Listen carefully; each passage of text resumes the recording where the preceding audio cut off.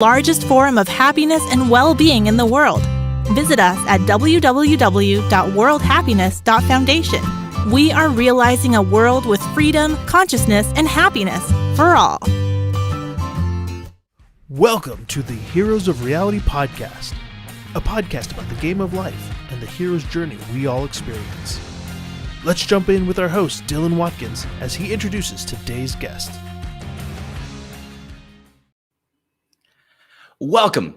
Do you want to know how to design systems for human transformation education? Well, in this podcast, I have Dane Maxwell, a serial failure and sometimes entrepreneur. He asked for me to introduce him that way, although I have a hard time saying that knowing his background. He's also the author of a best-selling book, Start From Zero, that you can find on Amazon, that teaches you how to make building businesses pleasurable by following your heart.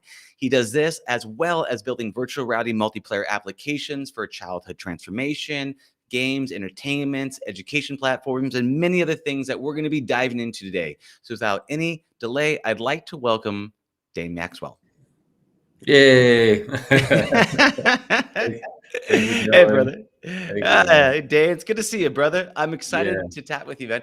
Talk to you about all things human transformation and education, because ultimately, education is just really the next step to transformation. And so, I'd like to just kind of dive just a little bit into kind of like your personal journey as an entrepreneur that kind of got you to transform yourself along the way with education. Oh my God. I don't really know. I mean, I can tell you the reason I did entrepreneurship was because the transformation. It was, well, I wanted at the beginning, I was quite selfish. I was like, I want to make a lot of money. Yeah. And then I started doing that and I was like, this isn't doing what I thought it would do for me. I want to help as many people as I can. I was like, this isn't really doing it for me. I actually want to help myself in the process. And as soon as I included helping myself in the process, I started working on things that were like 100 times bigger and like much more intimidating. Like I was going to say 100 times more intimidating. Probably 100 times more intimidating because the stuff I was doing before wasn't intimidating in the way the things that I'm working on now are. And you know, anything that my ego would have like loved to be adored about, the world that I'm playing in now, like what I was reaching for when I was driven from survival instinct. You know, Maslow's hierarchy is such a real thing. And so when I was driven from survival instinct, I had different dreams. And then as I moved up to the pyramid into the actualization, and I switched into help myself and help others, these missions that are 100x bigger, 100x more intimidating, 100x more pleasurable. And you might be wondering, like 100 seems like a lot, but at the same time, the other things I was doing weren't even close to as pleasurable. They were good, you know. But. Yeah. Well, it's like, you first got to kind of dig out of that pit of like scarcity and survival along the way. And it seems like so I came across you because a friend of mine told me about you and I listened to your podcast you were doing. I was like, wow, this guy knows his stuff. Right. And then I read your book and I was like, this is awesome. So I was like, I was learning as I was going through, checking out your material, and you approach it a really different way. You said something once on a podcast that really stuck with me. And it was, you know, is it tools, tactics, or what is it? What does it look like? What do people normally ask for? And you said that, you know, people ask for tactics, but ultimately it comes down what they really need is the mindset shift, because without that mindset shift, they can't apply any of the tactics, right? So can you talk to me about kind of mindset and education and kind of how they work together hand in hand? Wow. You've gotten a lot better at asking questions. Not that you were bad before. Not that you were bad before, but I'm like, holy cow. Like, okay, I'm glad I ate my Wheaties this morning. These questions. All right, man. So, well, if we make mindset more clear, let's just say how you think. And then the thoughts that we choose to think. So I was in a hotel elevator one evening, and there was a high school teacher conference. And there were like 3 or 4 female teachers in this elevator. And I was like, what are you guys here for? Like, on the high school teacher conference, like, you're like, oh, that's awesome. Your teachers are like, yeah, what do you do? Is like, we're building a transformational education platform. They're like, what are you talking? Like, what do you mean? And I was like, well, instead of tracking learning, we track action. And instead of tracking generals, we track general like grades, we track outcomes. So instead of grades and learning, we track outcomes and action. And so with that data, you as a teacher can now see how good of a teacher you are based on how many students are actually able to take action on what they learned. So let's say you have 30 third grade teachers all teaching fractions, and all 30 of these third grade teachers are all tracking actions. They say they all have 30 students. So it's 30 times 30, 900 students total. And these 30 teachers get together, and you're actually able to track your action ratios on your content. And let's say one teacher has literally 100% action ratio of 30. Of all 30 of the kids are able to do fractions after they listen to just a 7-minute piece of content or one lesson. And then all you teachers can actually get together and see what are your action rates, and then compare notes to see how many more you can get more students to take action. And their jaw was just dropped. And they're like, where do we get this? How do we sign up for it? And I said, well, it's not ready yet. but that's the passion, is what can we, so in terms of mindset, like you could say like a tactic would be track action instead of learning. But the thought process behind it is what you can do when you track action. You can actually measure your effectiveness as an educator. So if you want one metric, just one metric to measure your effectiveness as an educator, and it's a metric that you have like control over, and it's not like, say, an outcome, because that has a lot to do with how much personal responsibility the student's willing to take, you not getting more invested than the student is, and then becoming part of the dysfunctional mess because you want it more than they do. There's a lot of things that, like, so you got to pick the right metric to track. So the metric you want to track as an educator is the action ratio. So if a bunch of people listen to your hour-long YouTube talk, or your 30-minute speech, or your 25-minute podcast, and you're actually able to track, I had 15% of my students able to take action on this content.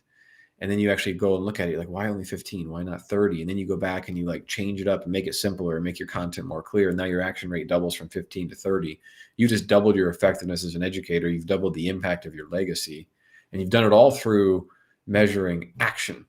And then when you get to meet with other educators in similar degrees and compare who has highest action taking rates, you can actually really, like, if you sit down and say, how can I design a piece of content for the highest level of action? You'll sit down and design content that is remarkably different than if you say, like, how do I teach this topic? Like, that's kind of what an educator will do, right? It's like, how do I teach the topic? Versus like, how can I get someone, what's the outcome of this topic provides?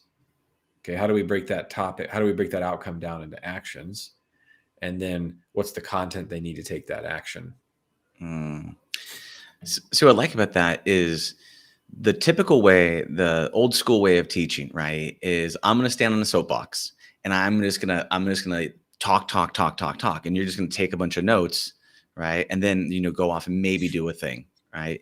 And so that's not, whether or not I read you the entire book doesn't mean anything if you don't apply it. So you're talking about the difference between the gathering knowledge versus like the applied knowledge. It's like innovation versus applied innovation, right? It's like, it doesn't matter if you actually create a thing if no one's using it and no one actually takes it in, which seems to be one of the hardest things. And one of the things you said that was really cool there is you looked at it and said, okay, the point of education isn't to educate. The point of education is an outcome, right? And we're looking to get an outcome. And if we look at the people that are the most successful at achieving outcomes and swap notes and understand what was their process to get those outcomes and what was their mindset, that was like, oh, I want to get all of the people that I'm teaching, all the people that I'm educating, all the people that I'm transforming to become a new way. The way that they do it is by taking action, right? Because you got that whole kind of it kind of goes from you take an action to you kind of have that as a habit before then you also get like an identity or a way of life. Can you talk to me about the steps or the process from going completely unaware of a subject to actually having the identity of being that type of way of life? Because there seems to be a path along there, and action is the way to get there. Okay, so imagine. Well, this is only a theory. I haven't verified. Well, I verified this one personally, I think. If let's just say you're going to design 2 programs, and the program is essentially outcomes are really difficult to define. By the way, like everybody I work with, and myself included, when it comes to all of our own programs, and we're like, "What's my outcome?" We're all like, "Happier." That doesn't work. Happier doesn't work. Happier in what context? Happier in your intimate relationship. Happier when you open your bank account. Even then, is that clear enough? No, not quite.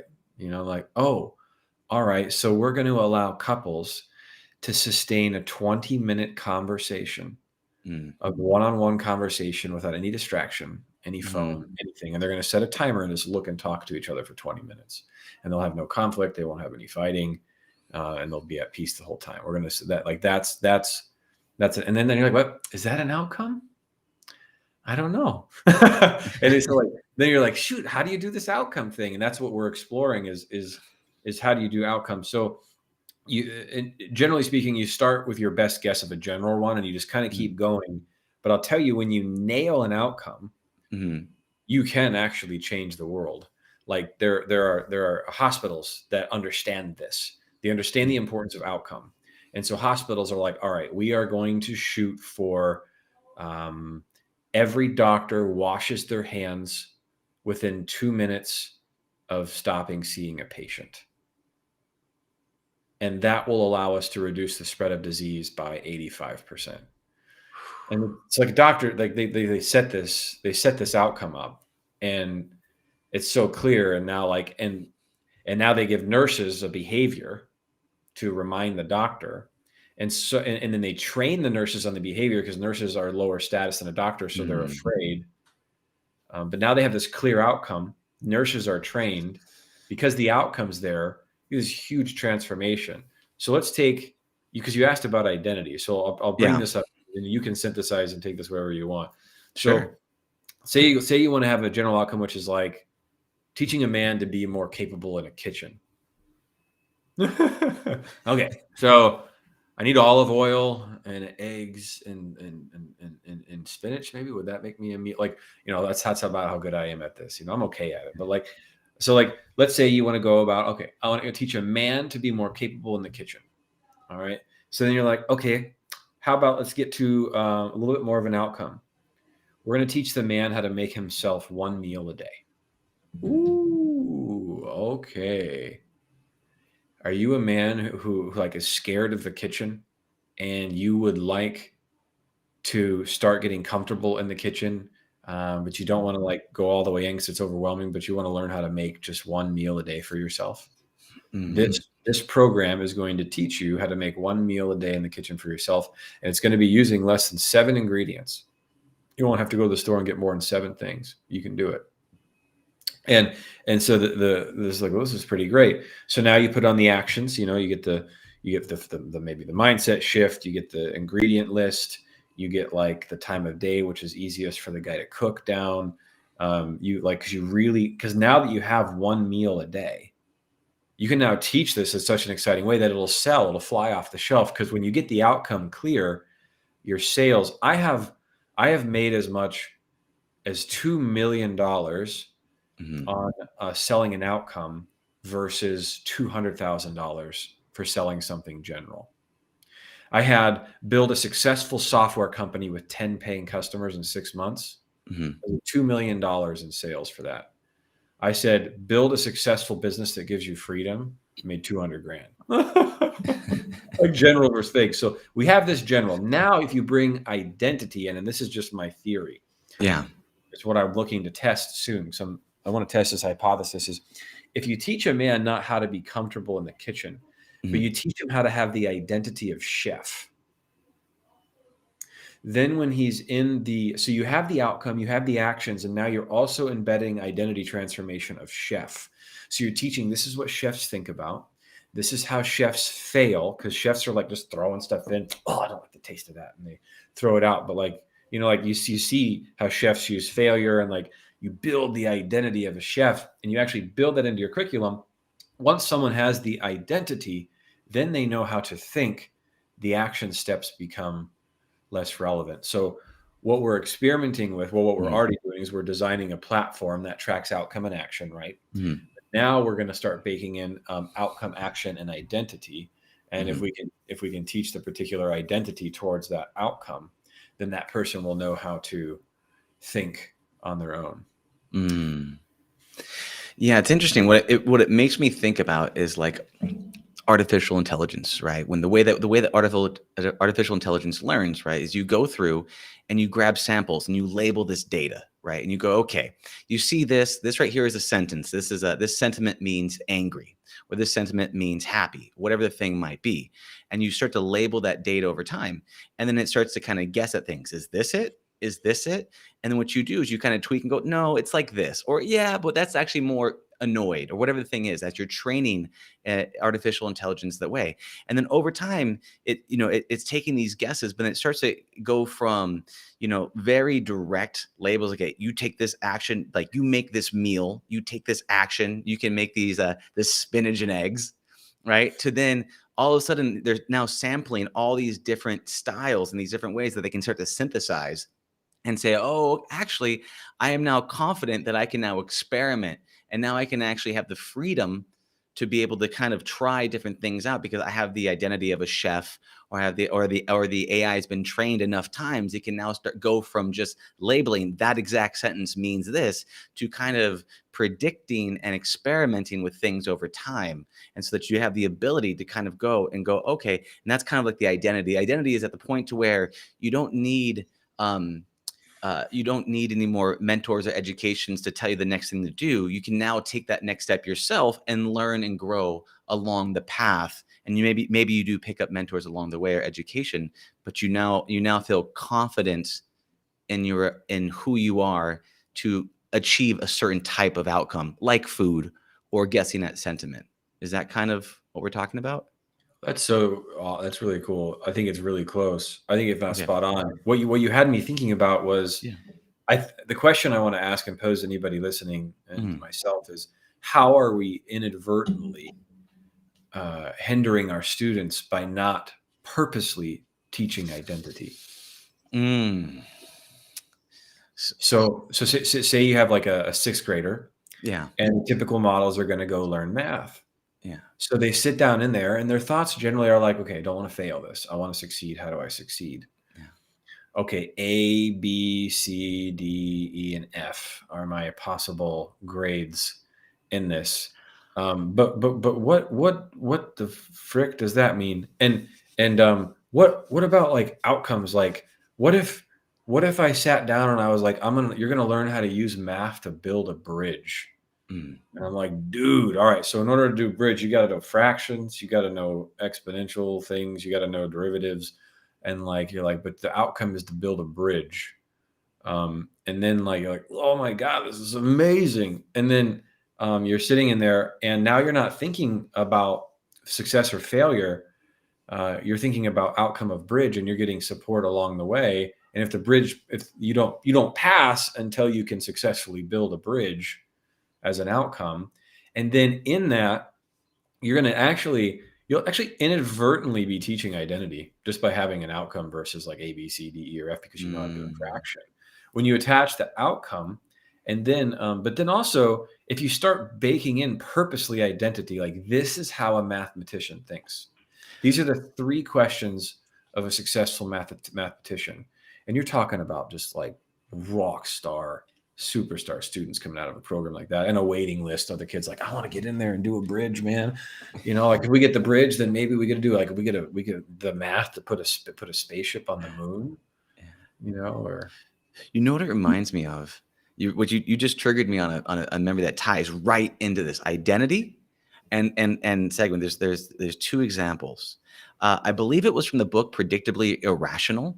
They had an experiment where they had these different people come in, and Asian women were one of them. And they had to come in, and they had the associations that they were a woman. in the beginning. They did an experiment, and then they gave them a math test, and they reminded them that they were a woman. They reminded them the thing. They think, oh, like women aren't good at math, or whatever the feelings or the beliefs or the identity around that was. And they had them take that test, the math test. They weren't very good at it, but then they had them associations with being Asian, and said, oh, I'm an Asian person. Asian people are good at math. Da, da, da, da. And they had the identity of being an Asian person, and then they took the test, and their test scores rose. The same cohorts of people, it rose just around shifting that identity. And I know that actually in virtual reality, there was an experiment that someone did. I talked to this guy about it, a psychologist who does VR, and they had you put on a headset where you embodied what it was like to be Albert Einstein. And you look down, you could look in the mirror and you could see your like big puffy white hair and your silly white mustache. And you're like inside this room and you got all the books on the shelves and the chalkboard with the chalk on it. And you look down, and then they had people take math tests after that, and they actually scored better because they felt what it was like to have the identity of Albert Einstein. And so while you can embody that and be that and just choose what identity you want to have, you can also kind of recreate that by using virtual environments or other types of priming. And I know you do a lot of these things around priming and education and things. So can you, can you talk to me a little bit about that and what's your take with that? Well, I guess I'll make the invitation that if anybody wants help in thinking about designing, if anybody's in education anyway, and they want to help designing a curriculum with an outcome, just if I have the time, I can just reach out to me and I'll do what I can. Just wanted to mention that because the math and bridge example is so good that it could be, I mean, if we could have programs like this in the world, it would be a pretty exciting place to live in education. Yeah. So I was thinking about this interview we're going to do, Dylan, and I was thinking about a sentence, and I think what's happening is as educators, we're inadvertently damaging our students' self-esteems in very, very long-term ways. And I think we need to really think carefully how to design systems that bring out the best in our students. And that was the primary core of the question of this software platform we've been building is how do we design systems that bring out the best in our students? And so making it an outcome, tracking action instead of learning, letting other students see the actions other students are taking so they can learn from those actions, letting students share tips on how they completed certain steps so other students can see those tips and students can teach students and bring some alleviation on the educator. And yeah, I don't think that had anything to do with the question you were asking me, though. No, I do like the sharing tips and helping people guide posts. I mean, there's ways to motivate people along the path, right? So you're talking about outcome-oriented situations, and also you're talking about priming. A lot of the things that I've seen, because I know you have you had a program a long time ago called The Foundation that was, I know you made, well over a dozen millionaires or more going through the programs. And a lot of things that you've done was priming their mentality, their mindset to be able to go into it, because there's a lot of things with fear and self-judgment and shame and frustration and things that all limit people from actually just being able to take that action to get that outcome, to move forward on that, right? And so I think when we're talking about the transformation, and we're talking about the examples with the female Asian woman or the Albert Einstein, really what I wanted to lead you into is you do a really good job at priming people's mindsets and mentality to be able to shift them into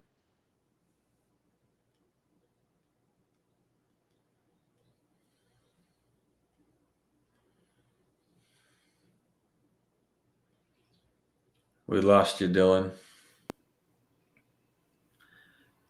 There you are. Yeah. Oh, I must have, sorry. I looked like I had connections issues, and immediately my connections dropped to 1 bar. Not too sure why. We'll put this whole thing together. But I don't know on the last thing that I left off on, but I'm gonna try to bring it back again, and then we'll just stitch this back together here. Priming people. Yeah. Okay. So priming people. So you've done a really good job at priming people to get them to feel safe enough to take that brave step forward, because a lot of things that stop us may not be necessarily, we don't know what action to take, or sometimes we get in our own way, whether we're fear, shame, guilt, worry, or distractions, right? So can you talk to me about priming people, and whether it's priming people with an identity or in some sort of affirmations or what it looks like. But can you talk to me a little bit about how you use priming to educate people? Yeah, that's why I answered. That's why I said that thing about designing systems that bring out the best in our students. That's why I said that earlier. So when you're talking about priming, is like from the ground up, you design a curriculum.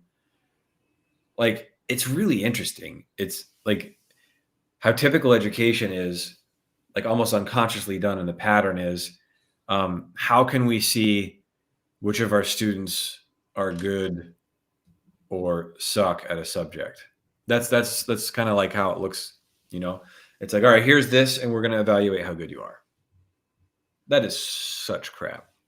So crap. And like, if you were to sit down as an educator and say, how could I design a program where not a single student would fail? That, would that make you a little uncomfortable as an educator? Because now all of a sudden you'd have to be accountable, 100% accountable. Oh, I can't do that. What about if a student has this? Well, let's say, what if you can't fail? Do you want to love that much where you risk failure? I mean, how do I design a program where people can't fail? Absolutely, I want to do that. And I'm working really hard on that stuff right now. And so in terms of priming people, it's, as an educator, it's taking so much love and care that the curriculum is designed to bring out the best in the student. So you prime students by giving them, it's pretty simple. I mean, you give them an action, however impossible or simple it is. And then you ask them what kind of things they start thinking about and what kind of things they think about themselves as soon as they're starting to take that action. And then you work with them on the belief level every time, if you can get to the belief level as quickly as possible, because the brain doesn't seem to know how to undo itself. So if someone is asking a question about an action, they're generally coming from most of the time, not all the time, they're coming from a belief structure that's asking the question in the first place. So you're actually answering the question that the belief structure has, when you can actually just change the belief structure, and then the question's gone and they're just doing the action. Yeah. Okay. Well, you said something that I want to highlight and I want to talk about is like, okay. Just change the belief structure. That right there is it's like, just diet and exercise. So can we dive into one first? How do you uncover? So one, you talked about a good thing about as an educator, you uncover it through resistance to taking action. Okay. So you're okay. So like, okay, this person's being resistant for whatever reason. There's this obvious step. You just jump to the next step, and they say, well, I can't because my shoes are red. I can't because I'm left-handed. I can't because whatever the reason by. And so then we talk about because I'm not good at math. Yeah. So if you look at that and how do you change someone's belief structure? Depends on how gnarly the belief is. If we had a gnarly scale, if it's like a 6 out of 6, I'd probably send them to a therapist. Yeah. Oh, it's okay. If it's like a 3 out of 4, then I would probably I just use Byron Katie's process from thework.com. If it's on the more severe side and it's like held in place by pretty thick emotion, then we would move emotion. So the thoughts are a little more flexible. And then you also really, really need to be aware of the person's level of unconscious willingness to shift the belief. Otherwise, you'll be fighting against a belief that doesn't want to shift. So you have all these in mind, but like it's like it's sometimes they're really easy, and then sometimes they're like maybe years away from wanting to change a belief, So I think willingness, readiness, and ability to actually change it. Like small examples, like my top students, they get this right away, and then they like never have a question for me ever again. Like I'll have students, like literally, like my top students, they like stop asking me questions altogether as soon as they get this. Do you have an example? Can you tell me? I mean, you don't have to use the person's name. Just give me an example of you were doing this happened, and they did this, and this was the result they got. No, yeah, I'll give you a specific example with a specific name. Sure. So the guy's name is Carl. His full name is Carl Mattiola. And he is very, very, very successful now. And he was very, very, very, very shy. We have his first video of him speaking on stage, and he's making his first $4,000 per month. You know, he's multiple millions a year now. It's just insane to watch. Well, it's normal to watch, actually. When you do what he does, it's normal. It's not insane. And be careful with my language. So he's on stage at $4,000 a month. He's like, "Hey guys, I'm Carl. I'm doing $4,000 a month now. I guess it's pretty cool." Like that's how he is. And then you get him on stage and he's doing $100+ grand a month. And he's sitting back in a chair. He's like, "Hey guys, so yeah, we're over $100,000 a month now." Completely different. Completely different in his expression. And we were on a Q&A call, and students were asking questions. How do you send out like a cold email to someone without getting rejected? And how do you phrase a subject line? And how do you pick the niche to send the people to and the emails to? And all these questions. And every single person that had a question, I would never answer their question. I would go to belief structure, find the belief structure, work with them to shift the belief structure. And once the belief structure would shift, their question was different. Like one really easy example is like I had a gentleman in a men's group once. I was like, "What do I do with my life? Like, how do I pick the right career?"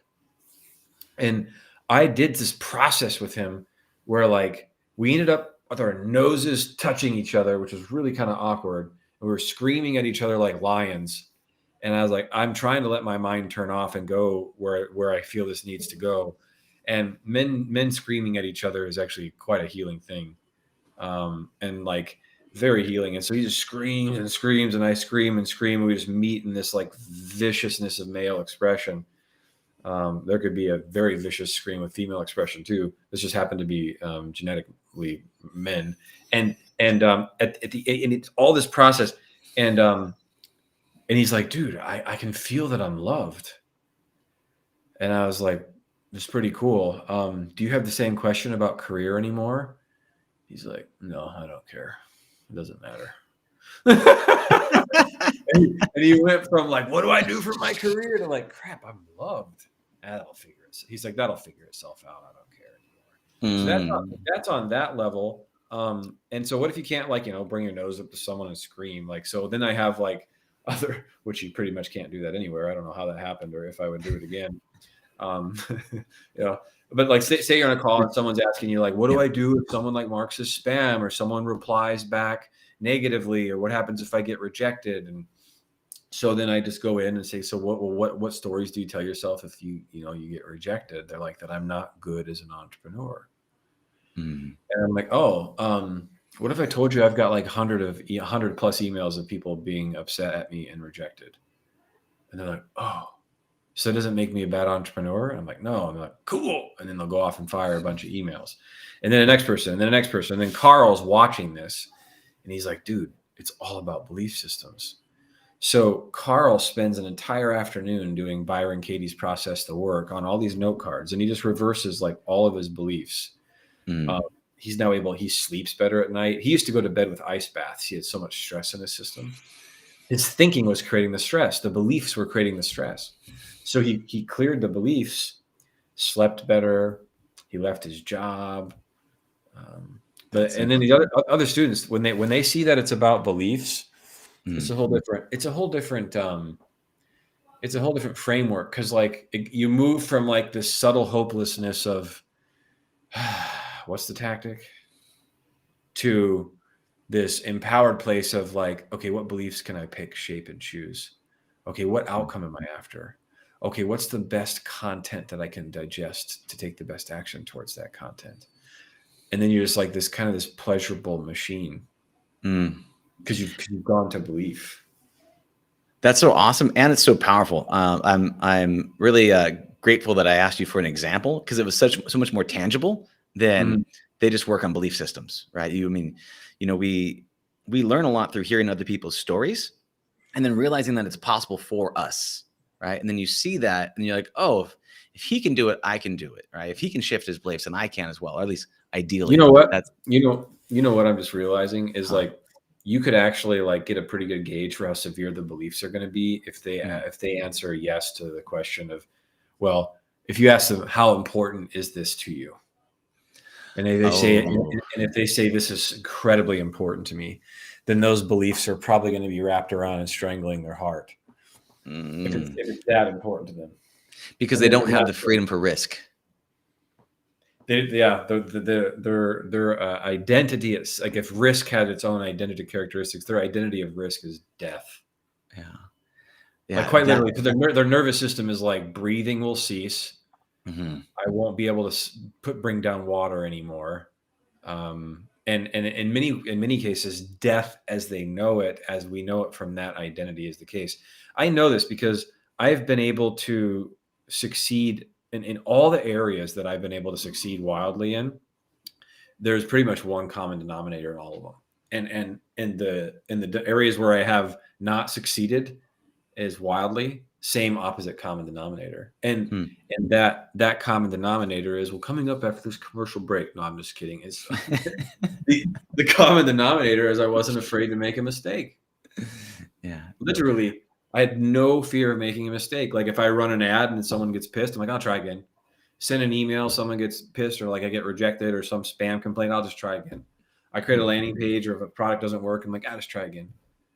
But like comes to music, when I play music and I'm like, oh my God, if I screw that up, I'm done. I'm toast. I'll be hideous forever to all of humanity. And there's been such a fear of making the mistake with music. So I've got 3 music albums, and I'd probably have 10. I'd probably have 10 music albums if I hadn't had the fear of making mistakes. So now that I've identified that, I'm trying to gently unwrap all this tension around making a mistake in my mind about the area that means so much to me, which would be music, for example. What's super interesting about that too is if you look at the progress, right? Let's look at this progress, right? When you first start out, and you want to do something, let's say become an entrepreneur, right?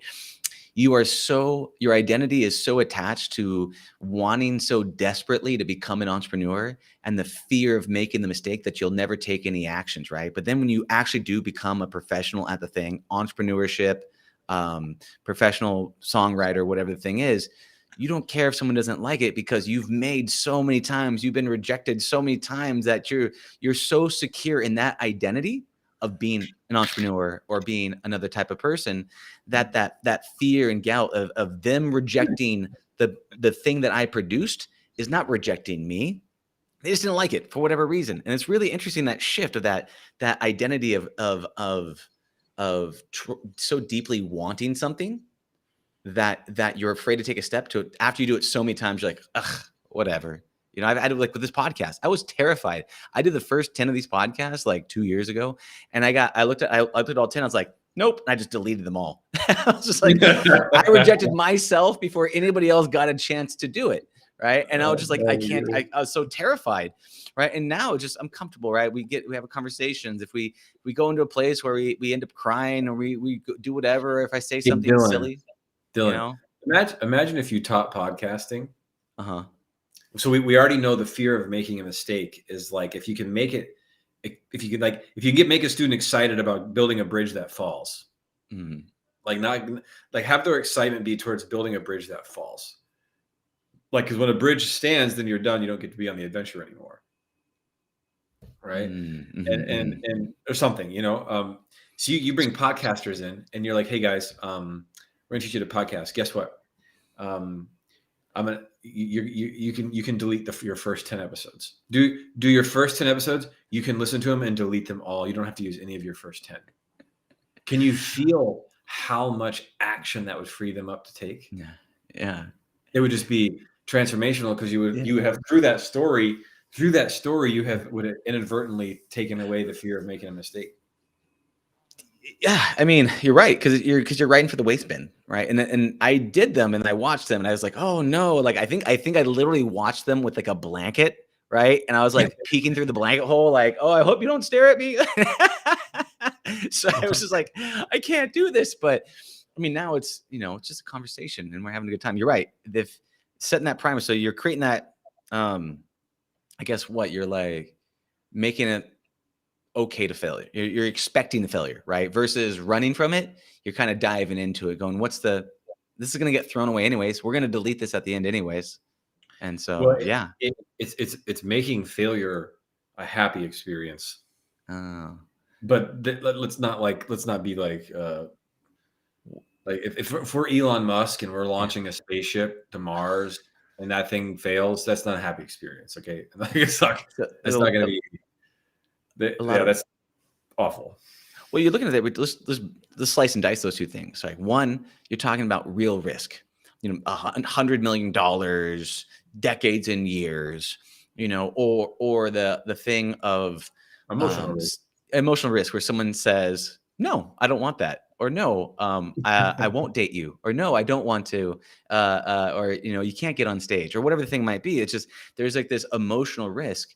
So how do you help people with because if it's not the Elon Musk $100 million is going to go blow up a rocket in space, which is obviously, or I'm going to go try to swim across the ocean, probably some more risk there. How do you help people handle that, the emotional risk side? You talked about moving emotions through the body. Is that what that's about? Can you talk to me a little bit about that? It's like person specific, isn't it? How do I help people with the emotions that prevent action?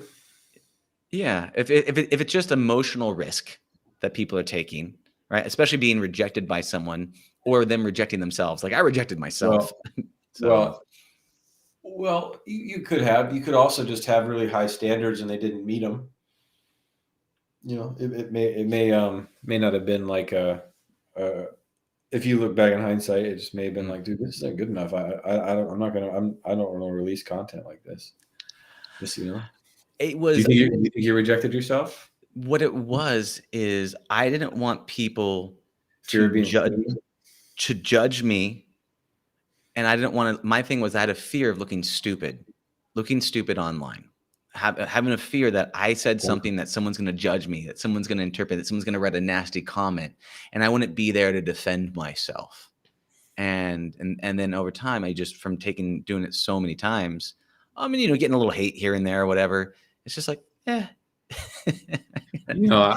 told my friend once, he's done something kind of like to tick me off or whatever. And the thing he was doing to tick me off was actually helping me. And I was being stubborn. And I said, whatever, dude, you're just a speck of sand on the beach. It's all you are, is a tiny speck of sand. It was said with humor, but I had this like feeling. And he goes, there's a lot of freedom to be in just a speck of sand. And I was like, damn, okay, let me insult you, please. I want to insult you. And he's like, there's a lot of freedom to be in a speck of sand.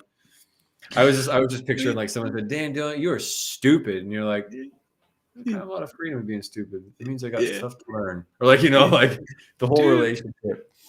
Well, like I recently heard something that I thought was super cool. Your goal to achieve a certain thing, you can only get there by your willingness to experience the opposite. Right. So having a budget and saving money might make you feel broke, but is actually having you gain more money. You feeling stupid, taking risks and putting yourself out there is actually making you smarter.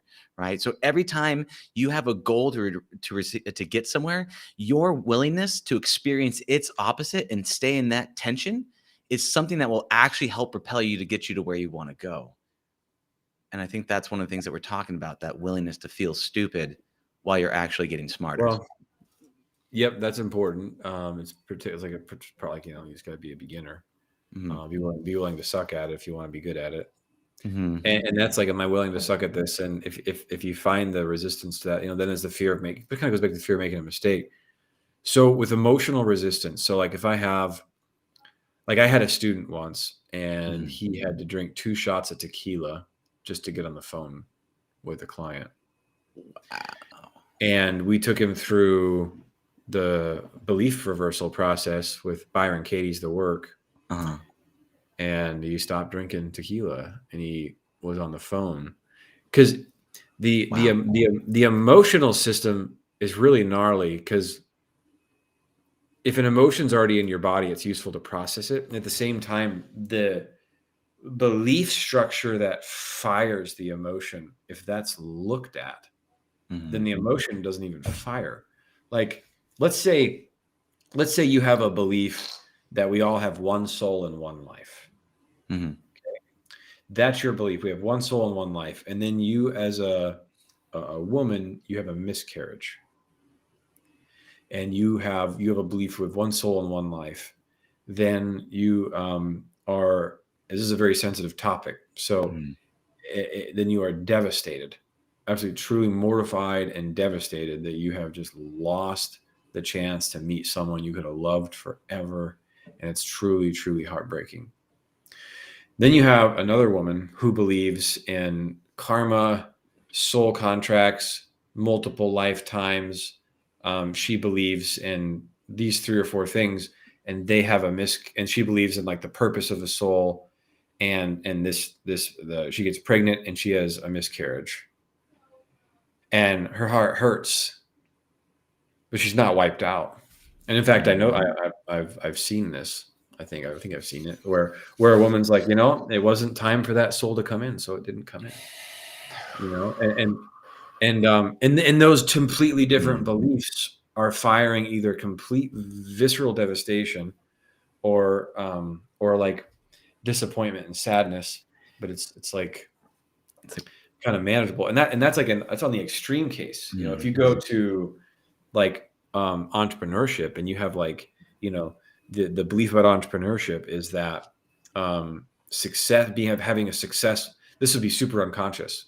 Just kind of like the woman example one, but like if you have say a belief in entrepreneurship that or let's say if you're an educator, that if you have successful students, that makes you a good educator. Right? Let's say this is like a belief operating in the background.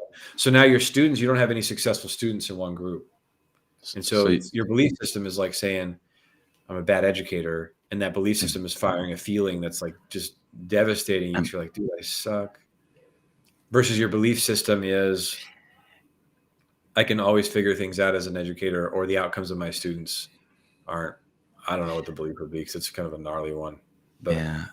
Well, there's a lot there, man. And also like, yeah, I mean, if you tell yourself, hey, I'm wasting my time, there's no point, I have no hope, I failed as an educator, all these kids are stupid, or whatever the things are, this toxic belief system that you have a goal, but you're trying to get to happiness through toxicity, and you're trying to, shame and guilt and anger your way to a peaceful state of being. It's not going to serve you the way you need to. There's a shift that you need to have, this mindset shift. And I want to segue this into something else that you're working on, that I think is actually really critical in talking about these types of points.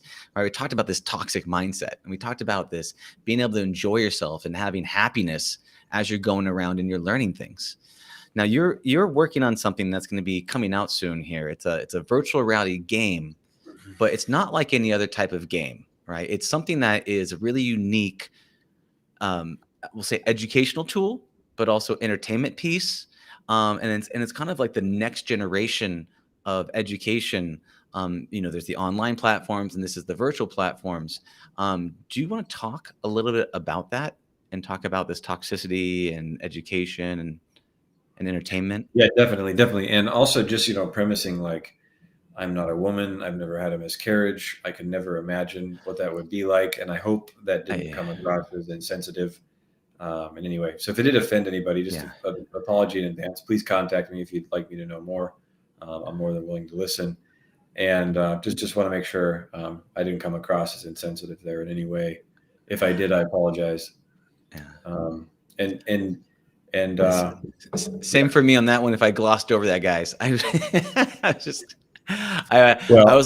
looked at that. I'm like, I do not understand that. I can speak to the toxicity side. So, but I can tell, at least from my perspective, you were simply just trying to communicate the point of different mindsets. So, yeah, I mean, I've had family members who've had miscarriages, and they've had varying feelings about it. And I'm not like, well, if you change your beliefs, you feel differently about it. Like, I'm not doing that. I'm just like, wherever they're at, I'm like, I love and honor your journey, and like I don't have a particular like thought process on it that would deny any woman's feelings about how they would feel about losing someone they got the chance to love for their entire life. Yeah. So that being said, on the VR front, On the VR front, yeah, it's my intention. It's always my intention to show love, and I do miss the mark on that, and so that's why I wanted to clear that up. And with the game, the intention to love is there as well.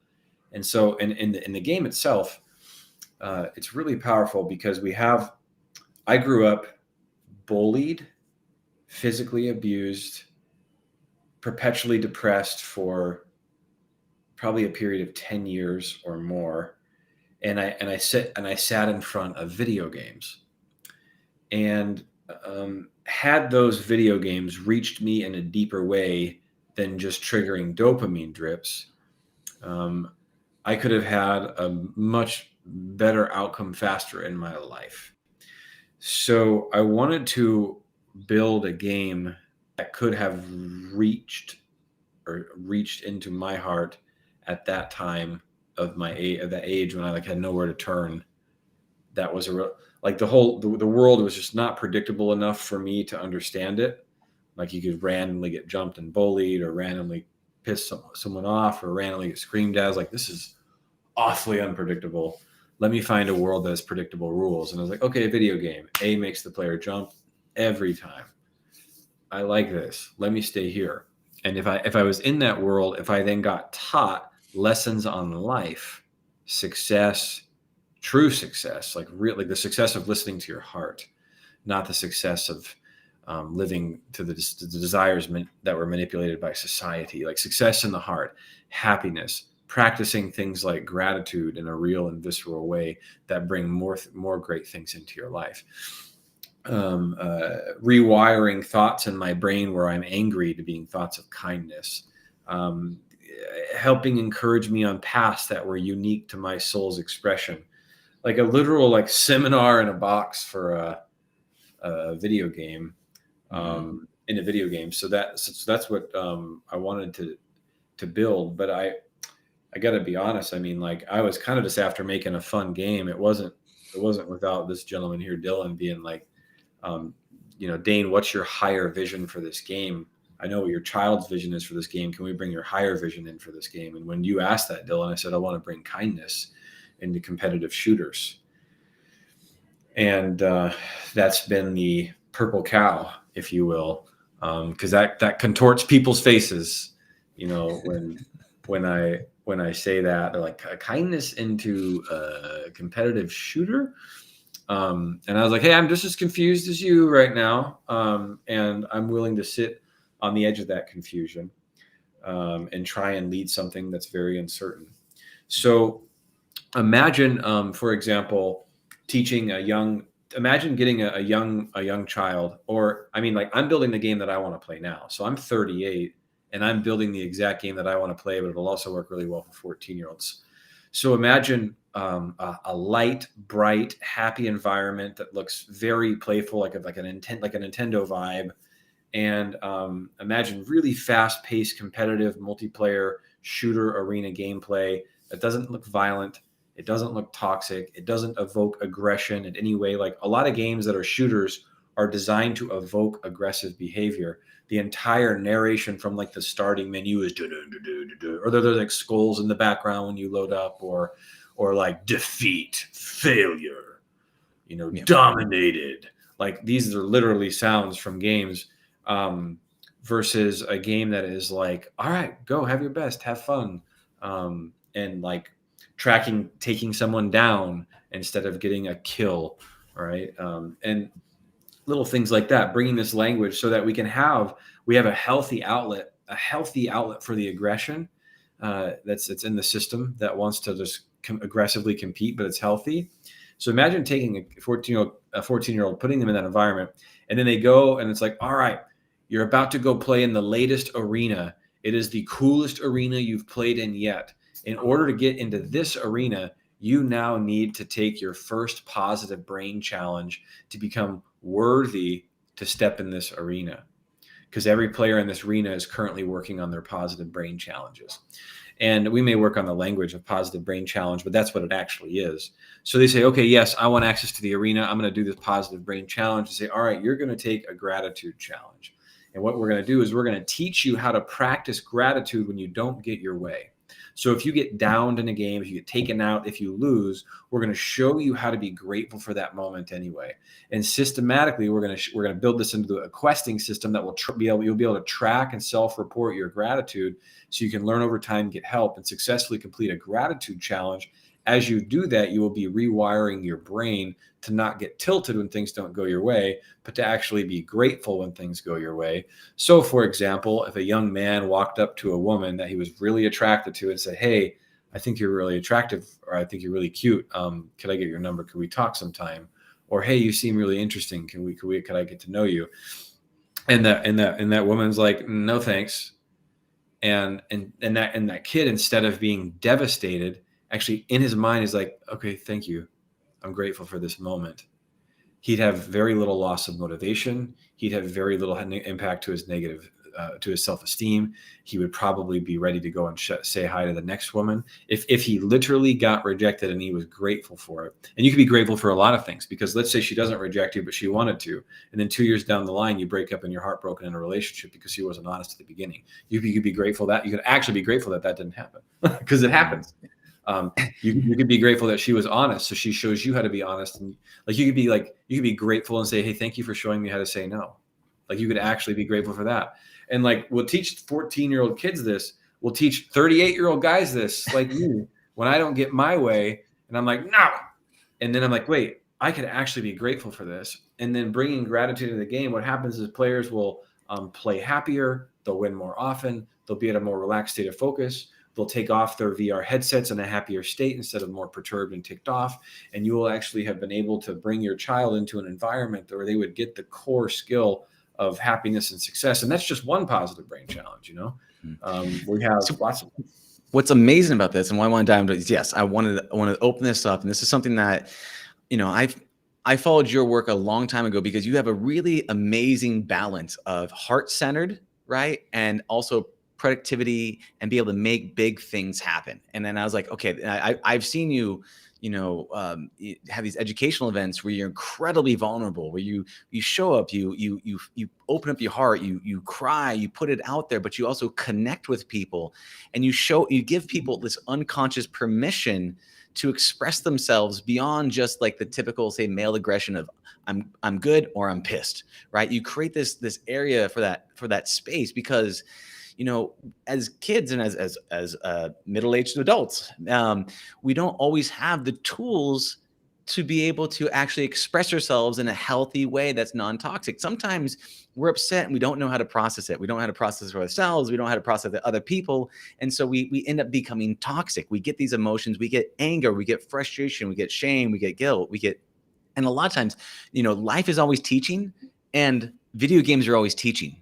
And so when people go through this, especially in a multiplayer experience, you're learning from the people around you. And so cultivating those environments and bringing who you are, and because who you are to me is this heart-centered dude, successful entrepreneur, who apparently says he's failed many times, been successful a couple times. But I know your track record, and I will speak to the saying that you are a successful dude, but you have so much of your heart that you bring in. But showing people that they can have a good time, and when things are bad, they can have that okay with themselves, and then showing them ways to be able to do that so that they can shift that belief structure, I think is helping that next generation of kids create that space and that freedom to feel, giving that permission to express themselves in a way that is healthy and vulnerable and connected. And I think it's so beautiful, where you can actually have fun, have an amazing time, laugh, joke, play, compete, rival, and, at the same time, share your emotions with each other and share the experience, and shift that belief shift into a place that you choose,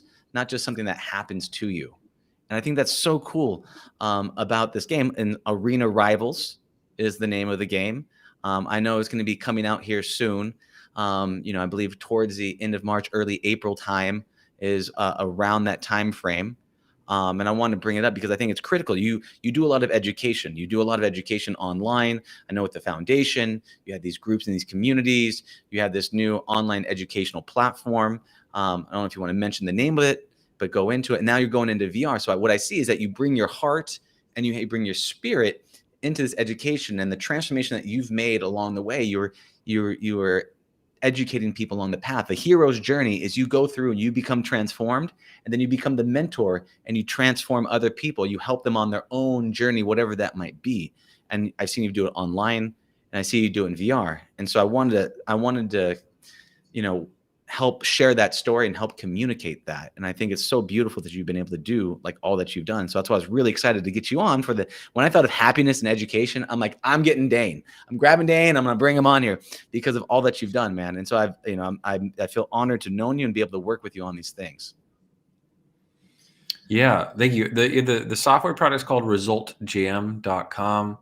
If you guys want to check it out, resultjam.com. Then it's goarenarivals.com as well. If you ever want to just check those out or share them with someone you think would find them helpful.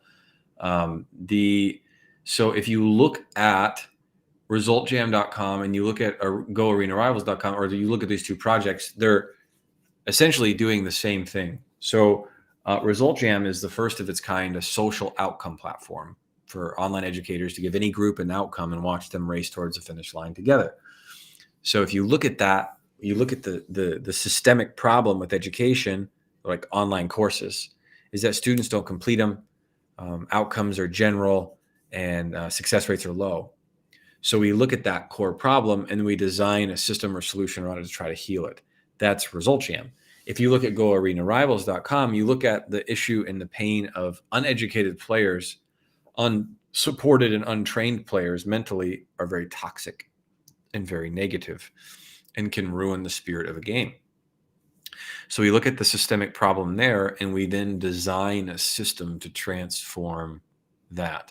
In both situations, we're looking at core wounds in the world and seeking to transform them. Seeking to create systems to transform them while transforming them ourselves. We're not sitting there thinking, how can we do it? We're sitting there thinking, what systems can we design to do it for us? And that's why you want to think in terms of systems. How can you design a system to eliminate a wound and bring out the best in your students? Mm-hmm. And if you ask that question, you'll probably come up with something that the world's never seen before. Beautiful. I love it. And story comes full circle, brother. With all that being said, is there anything else you'd like to let people know about before you tell them how to get a hold of you? No. Okay, beautiful. And if people want to find out more, there is resultjam.com and goarenarivals.com. Those are two places to find that. Any other places? If you do my name.com, you can find my book. You can fill out the contact form there if you'd like to share anything with me. I'm here. DaneMaxwell.com. Beautiful. Honor and pleasure, my friend. Thank you so much for being on. This has been a wonderful talk and a journey with you. And I look forward to many more times with you, brother. So, thank you, man. Have a blessed and beautiful day. I will see you on the other side. Bye now. Thank you for listening to the Heroes of Reality podcast. Check out heroesofreality.com for more episodes. While you're there, you can also take the Heroes Quiz to find out what kind of hero you are. Or, if you have a great story and want to be on the podcast, tell us why your hero's journey will inspire others. Thank you for listening. See you on the other side.